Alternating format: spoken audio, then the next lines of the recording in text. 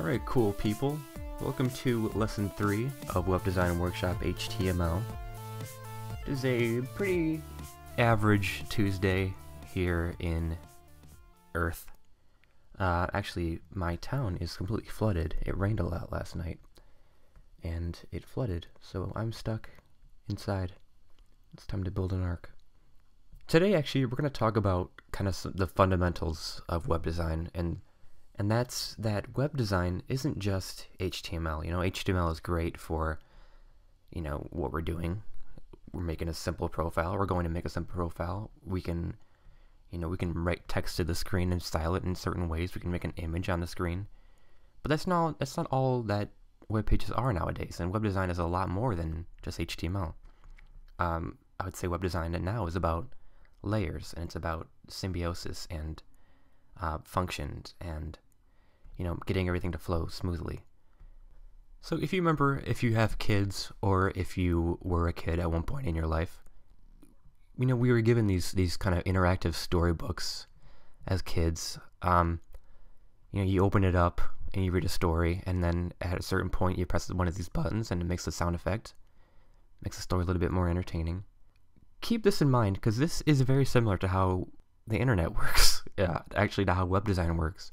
There are certain layers involved with this interactive storybook that make it to be what it is. Instead of just, you know, one thing or the other, it's actually a combination of things. And we're going to take a look at that now.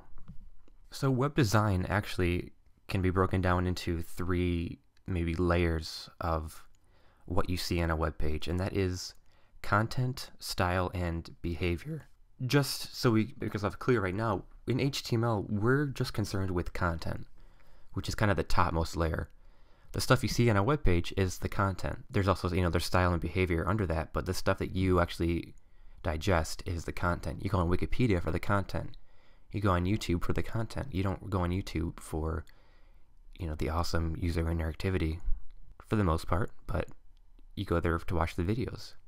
You go to Facebook to check what people read. You don't go to Facebook to look at the top taskbar. So content is structure. Content is the things that we want to know. Style is the presentation, or the style. It's the things that we like to see. It makes things a little bit more entertaining to see. I've styled this slide to be, you know, a blue background, have a certain font on it, but the content is there. I could strip away all the color and it'll still be web design fundamentals with content, style, and behavior on there somewhere.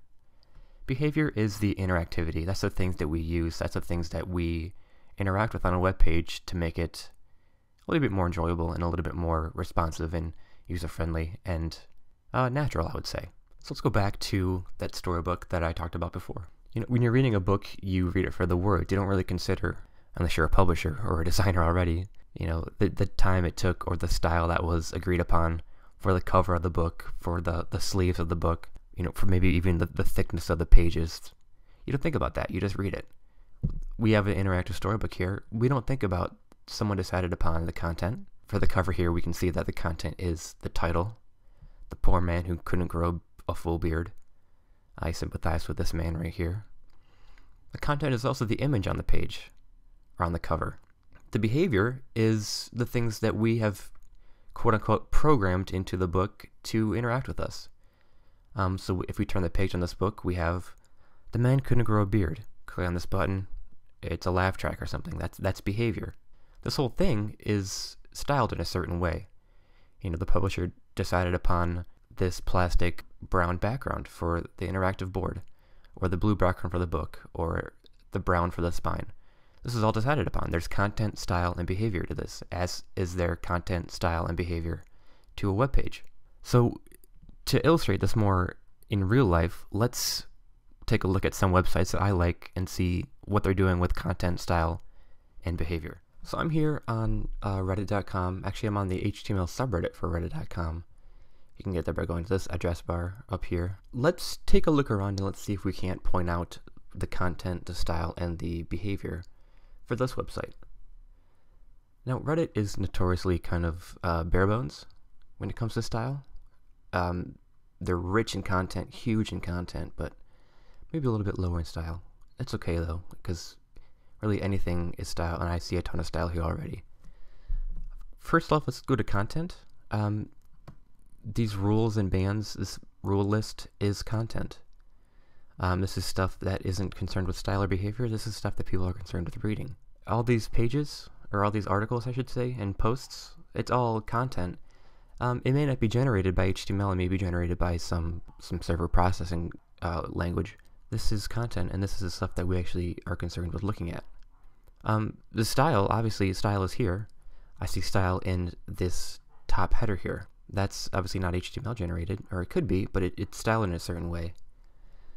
These buttons have a blue background, which is style. When I hover over them, they turn a little bit more towards the white spectrum of the color, which is style too. We can see here that the page is kind of divided into maybe maybe an 85% width over here with the posts, and maybe a 15% width over here with the pertinent stuff to the subreddit, which is style as well. Behavior-wise, let's take a look at some of the behaviors that's present on this webpage. First thing that I noticed is that I'm not logged on to my Reddit account, so I can't upvote or downvote. So I'm going to click on maybe just an upvote for this post. And this pops up, you need to register or log in. That's behavior. This is generated on that bottom tier level. There's content here, but this content is being told don't display until you click on an upvote or downvote and you're not logged in. If the person isn't logged in, display this. If not, just keep it hidden. I keep hitting the mic, and I'm sorry about that, guys. Jeez. Also, let me just enter in some bogus information here. Oh, cool. I entered that guy in. It says it's available. That's behavior. That's stuff that happens dynamically. Let's move on to another website that I like. So this is KhanAcademy.com, and if you're ever in the market for some free learning, this is a great website. When I was taking my GRE exams last year, I scoured over all the math portions that they have here. I learned all this stuff, or I tried to at least. It's really cool. It's an awesome website. As of right now, this is what the website looks like so far at this recording, and it's subject to change, but I love the style that it's going with right now.